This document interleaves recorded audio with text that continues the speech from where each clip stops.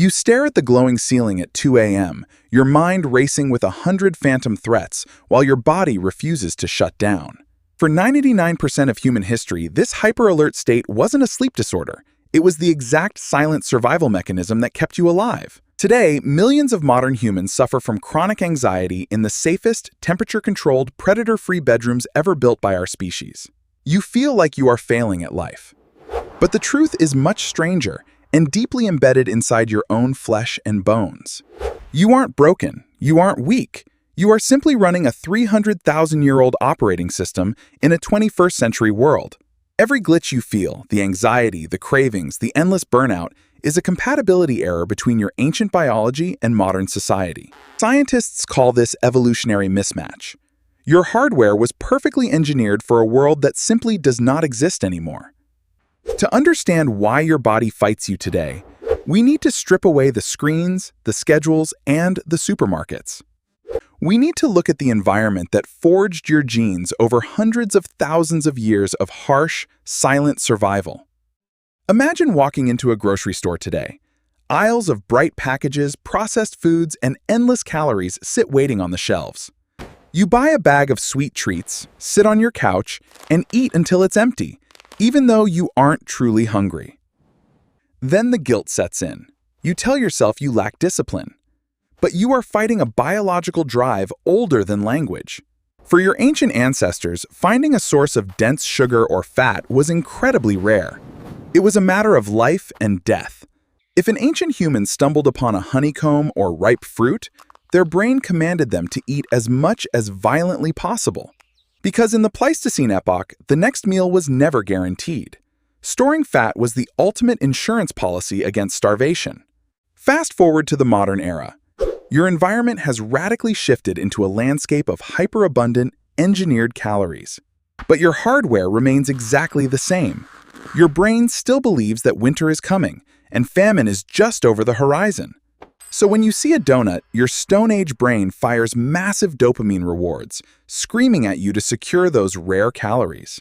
This is the first great mismatch. A survival mechanism that once saved us from starvation is now slowly killing us with diabetes. You are not weak-willed. You are simply trying to navigate an environment designed to exploit your most fundamental survival instincts. But food is just the physical manifestation of this mismatch. The mental glitches are even more exhausting. You are sitting at your desk. Your phone buzzes. It is an urgent message from your boss demanding a report by noon. Instantly, your heart rate spikes. Your breathing turns shallow. Your muscles tense up as stress hormones flood your bloodstream. Logically, you know an email cannot physically hurt you. You are safe in a chair. So why the extreme physical panic? Because your ancient operating system only knows one way to deal with intense, sudden stress: fight or flight. For our ancestors, acute stress meant a predator was hiding in the brush, or an enemy tribe was approaching the camp. Cortisol and adrenaline were designed to give you a short burst of superhuman energy to run for your life or fight back. Once the danger passed, or you escaped, the stress response shut down. Your body returned to a calm baseline. But an angry email from a boss is a threat you cannot fight, and you certainly cannot run away from. So the stress chemicals stay trapped in your body, churning endlessly with no physical release. This is chronic modern anxiety. Evolutionary psychiatrist Randolph Nesse calls this the smoke detector principle. Your ancient hardware is tuned to be hypersensitive. In the wild, a false alarm, running from a shadow that isn't a lion, costs a few calories, but ignoring a real lion costs your life. So your brain is wired to overreact. It treats a harsh tone, a missed deadline, or a social media comment as a mortal danger. You are walking around a perfectly safe city, but your nervous system believes you are constantly navigating an invisible war zone. This mismatch exhausts your adrenal glands and erodes your mental health. It is the core bug of modern existence. And this brings us to another fundamental glitch in our 21st century lifestyle: the destruction of natural rhythms. Look around your house at night. Every glowing screen, every LED bulb is a fake sun tricking your 300,000-year-old eyes. For our entire evolutionary history, human biology was synced strictly to the sun. When it got dark, it stayed completely dark. The only light at night came from the moon, or the warm, low-intensity orange glow of a small campfire. That warm light signaled your pineal gland to release melatonin, preparing your body for a deep, restorative repair cycle. Now, you lie in bed scrolling through short videos. You blast your retinas with blue light right before trying to sleep. Your hardware gets horribly confused. The blue light tells your brain it is midday, and you need to stay alert for survival. So you toss and turn, frustrated that your body refuses to power down, blaming yourself for having insomnia. But your body is working perfectly. It is doing exactly what it was designed to do when exposed to bright daylight. You are simply giving it the wrong inputs. You are punishing a Stone Age system for following its own ancient rules. And perhaps the most devastating mismatch of all isn't physical. It is entirely social. It is the way we live together. You live in a city surrounded by millions of human beings. You are hyper-connected on a dozen digital platforms. Yet, modern surveys show that loneliness has reached epidemic proportions. We are the most isolated generation in human history. How is this possible? Because your ancient brain doesn't recognize a crowd of strangers or a list of online followers as a true tribe. For hundreds of thousands of years, humans survived by living in tight-knit, fiercely loyal groups of around 50 to 150 people. In these prehistoric tribes, there was no privacy, but there was also absolute, unconditional physical and emotional support. If you got sick, someone fed you. If you were scared, someone guarded the fire. Isolation meant certain death by starvation or predators. Your nervous system evolved to feel completely safe only when embedded in a close, physically present community that had your back. Today, we prize independence. We sleep alone in individual apartments. We work remotely behind screens. We hire strangers for childcare.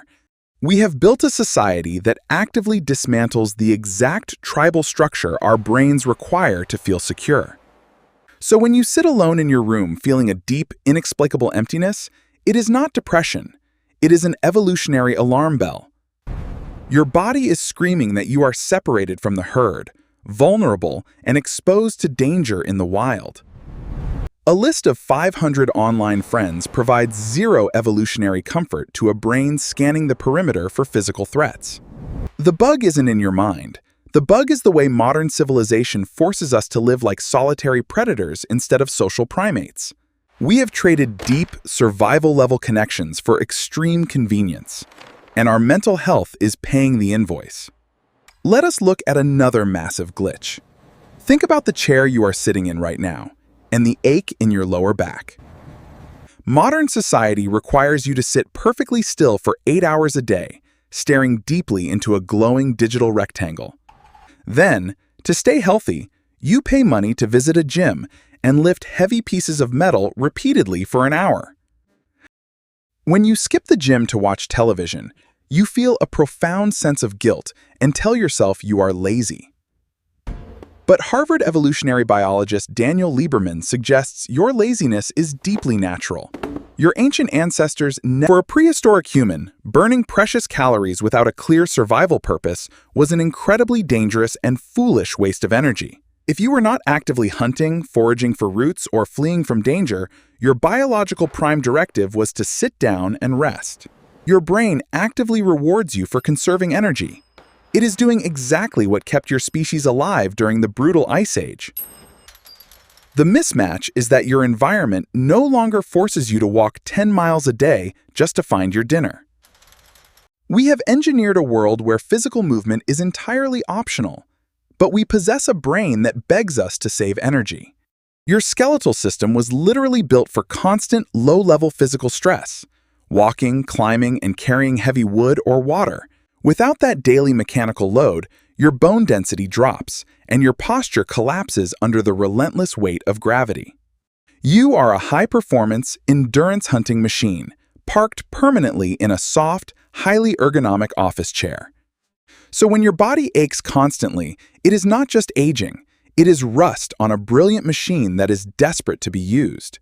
And while your physical body rusts from profound inactivity, Your modern mind is being crushed by a completely different kind of extreme overload. Consider the magical glass device in your pocket. It is a direct portal to the collective suffering, anger, and panic of 8 billion people. You scroll through a continuous, endless feed of global disasters, political outrage, and economic collapse, all before you even eat breakfast. Your ancient hardware was designed to care deeply, but only about the problems of your local tribe of 50 individuals. If someone in your prehistoric camp was in danger, your nervous system spiked so you could immediately rush in and help them. But today, your brain receives the intense threat signals of 1,000 tragedies from across the planet every single day. Your primitive operating system cannot distinguish between a violent threat 10,000 miles away and a predator right outside your door. It triggers the exact same cortisol release, the exact same racing heart, the exact same desperate ancient urge to fight or flee. But there is absolutely nothing you can physically do from your sofa to stop a distant war or a global economic crisis.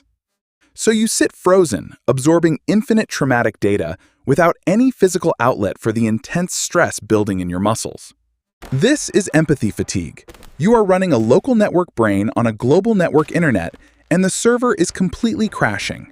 Our ancient ancestors experienced moments of stark terror, followed by long, healing periods of absolute, boring, silent peace. You experience a constant, low-grade simmer of existential dread, artificially piped directly into your optic nerves all day long. We were never meant to carry the heavy psychological weight of the entire world on our very primitive human shoulders. This constant state of hyperarousal exhausts your emotional reserves, leaving you completely numb to the people actually sitting next to you. The ultimate irony of the modern age is that we are drowning in information, while entirely starving for biological peace. So what is the solution to all this? Should we abandon civilization, throw away our phones, and run screaming back to the woods? Absolutely not. The prehistoric world was incredibly brutal.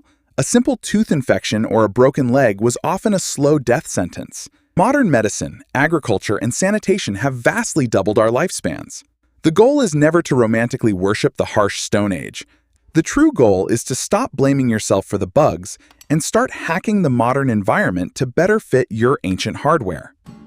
It starts with acknowledging the ghost in the machine. You have to speak the physical language your nervous system actually understands. When your anxiety spikes over an angry email, you cannot reason with a Stone Age brain. You must physically move your body. Walk around the block. Do 10 push-ups. Convince your biology that you have successfully escaped the invisible modern predator. You can hack your sleep by creating a fake prehistoric sunset. Dim the artificial lights 2 hours before bed. Put the screens away. Give your pineal gland the absolute prehistoric darkness it desperately craves, so it can finally let your exhausted body rest. You can trick your body into craving movement by making it social, rather than treating exercise like a solitary, silent punishment. Hunt for your food again, even if it just means cooking a meal from scratch instead of tapping a glass screen for fast delivery. And perhaps most importantly, you must deliberately shrink your massive digital tribe to actually protect your mental sanity. Disconnect from the global outrage machine. Focus your primitive empathy strictly on the human beings you can actually touch and see. Share a meal with friends without looking at a screen.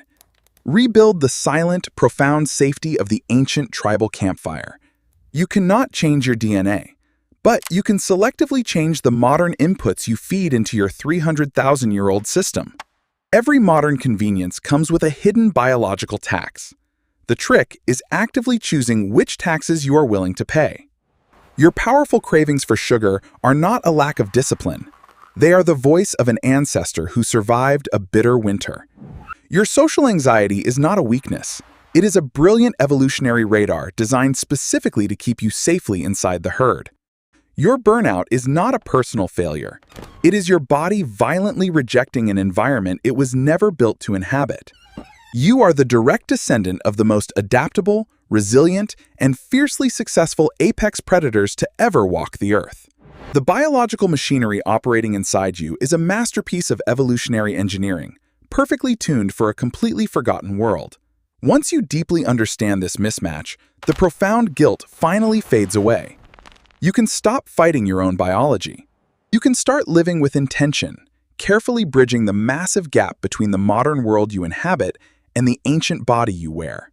So tonight, when the bright lights go out, the house gets quiet, and the world outside slows to an absolute halt.